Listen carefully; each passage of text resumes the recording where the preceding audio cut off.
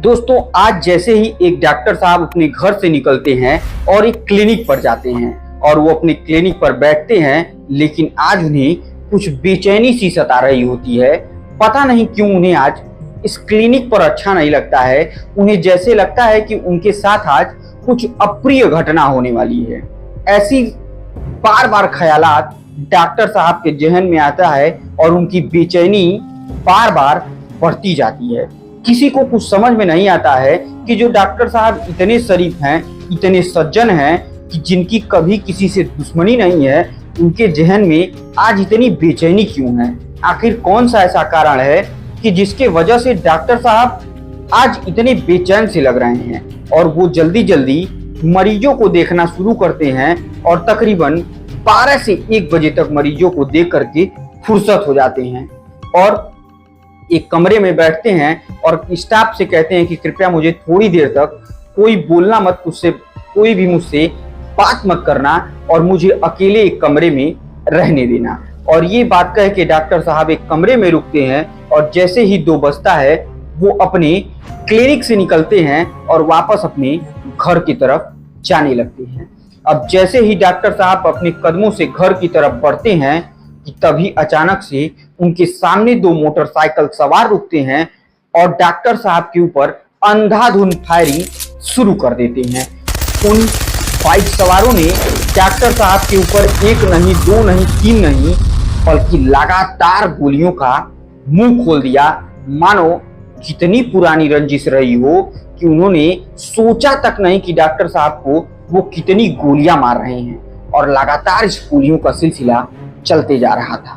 और इसी के बाद डॉक्टर साहब वहीं जमीन पर गिर जाते हैं और उसके बाद उनकी मौत हो जाती है। नमस्कार दोस्तों, मेरा नाम आर्यन मिश्रा है और जुर्म के वर्चस्व के सीरीज में आज हम आपको बताएंगे कि आज की जो कहानी है 31 कब्रें, 31 गोलियां और कौन है वो इन 31 का मास्टरमाइंड और 2 जिलों से 2 कहानियां एक व्यक्ति के ऊपर कैसे मैच होती है, किसी को कोई बात समझ में नहीं आती है।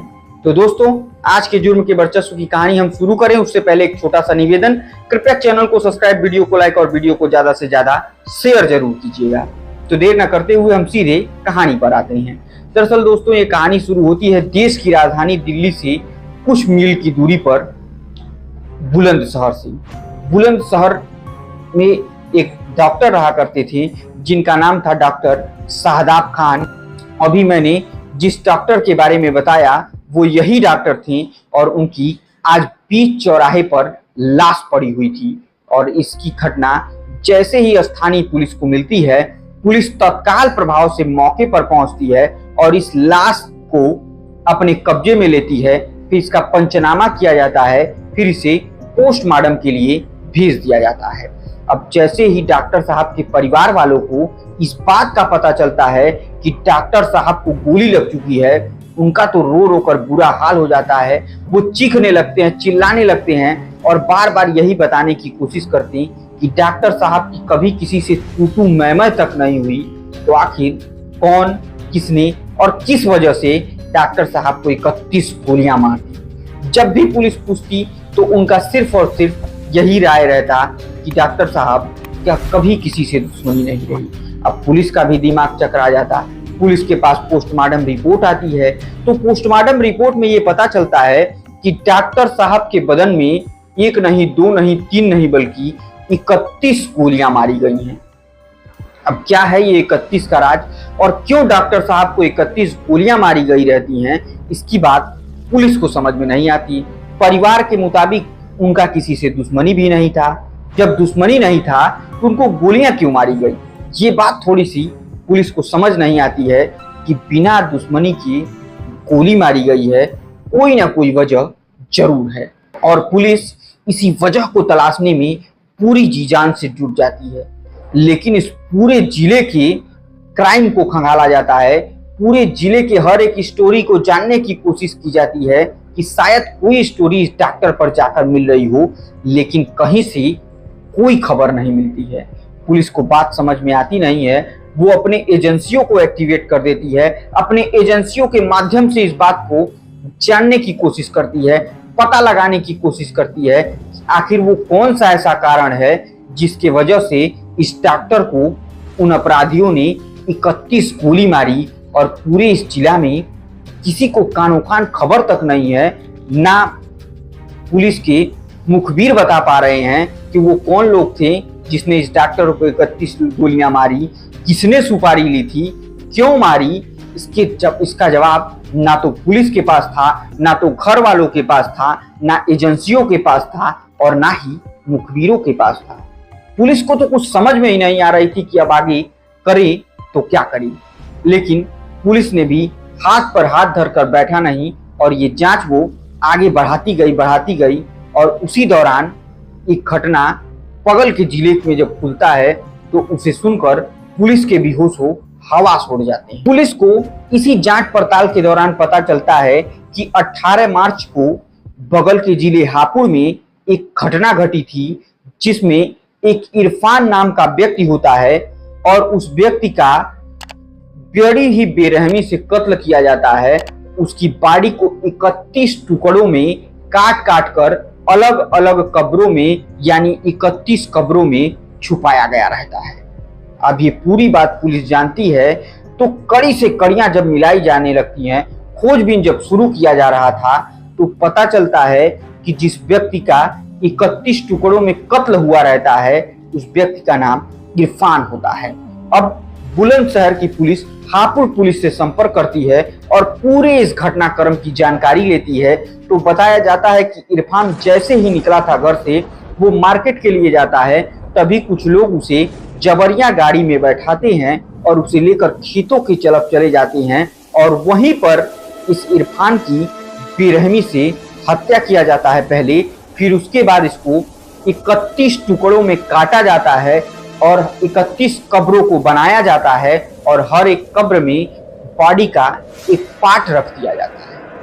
अब ये पूरी जब घटनाक्रम की जानकारी पुलिस को होती है तो यकीन मानिए दोस्तों, पुलिस भी ये बात सोचने पर मजबूर हो जाती है कि ये फिल्मी अंदाज की कहानी कुछ समझ में नहीं आ रही होती है।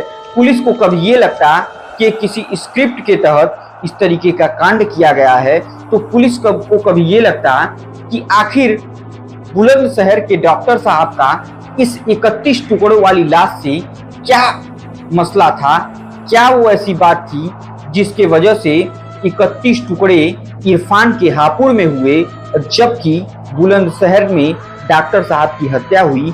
तो ऐसी कौन सी कड़ी है जो इस 31 से उस 31 को मैच कर रही हो। लेकिन पुलिस ने भी पीछा नहीं छोड़ा और जब लगातार सर्च करना शुरू की तो एक नाम जो निकल कर सामने आया वो नाम था इसी डॉक्टर साहब के भाई का, यानी डॉक्टर सहदाब के भाई का नाम उस 31 टुकड़ों वाले लाश के साथ कहीं ना कहीं जुड़ रहा होता है। अब पुलिस को ये बात समझने में देर नहीं लगती कि कोई ना कोई इरफान के घर वाला ही है जो इरफान के 31 टुकड़ों में लाश, 31 कब्रों में लाश मिलने के बाद वो ये ठान चुका था इसमें जो भी व्यक्ति शामिल हो उसके भाई को भी 31 गोलियां मारी जाएंगी। और इसी प्लानिंग के तहत वो व्यक्ति पूरे दिमाग को लगाता है, पूरे घटनाक्रम को रचता है और आखिरकार पुलिस उस 31 का राज खोलने में कामयाब हो जाती है। लेकिन चौंकाने वाली एक बात जो रहती है कि जब पुलिस ने जांच पड़ताल शुरू की तो बड़ी मुश्किल से, यानी देखा जाए तो अभी तक इन मामलों में सारे आरोपियों की गिरफ्तारी नहीं हो पाई है। अभी तक ये बात नहीं साफ हो पा रहा है कि इरफान का 31 टुकड़ा कौन किया और इस डॉक्टर को 31 गोलियां किसने मारी। इन सारी बातों की जांच पड़ताल अभी भी चल रही है। लेकिन पुलिस को एक बात जो बार बार सता रही थी वो डॉक्टर सहदाब के परिवार वालों की सता रही थी। उन्होंने पहाड़पुर के 4 लोगों के खिलाफ नामजद मुकदमा दर्ज कराया था। बावजूद इसके ये घटनाक्रम कहीं और खुलता है। वो कौन 4 लोग हैं इसका भी खुलासा अभी तक नहीं हो पा रहा है और पुलिस इस पूरे घटनाक्रम को एक फिल्म की तरह देख रही है, एक फिल्मी अंदाज में देख रही है कि एक डॉक्टर 31 टुकड़े, 31 कब्रें और 31 गोलियां ये कैसा राज है जिसे पुलिस खुद सोच सोच कर परेशान हो चुकी है। ताजा अपडेट मिलने तक इस मामले में कुछ लोगों की गिरफ्तारी हो चुकी है, बाकी के अपराधियों की अभी सर्च जारी है, उनके बारे में भी खोजबीन जारी है और ये खोजने की कोशिश की जा रही है कि वो कौन ऐसा शख्स था जिसने इरफान का 31 टुकड़ा किया, क्यों किया, कौन सा ऐसा कारण था जिसके वजह से इरफान के 31 टुकड़े कर दिए गए।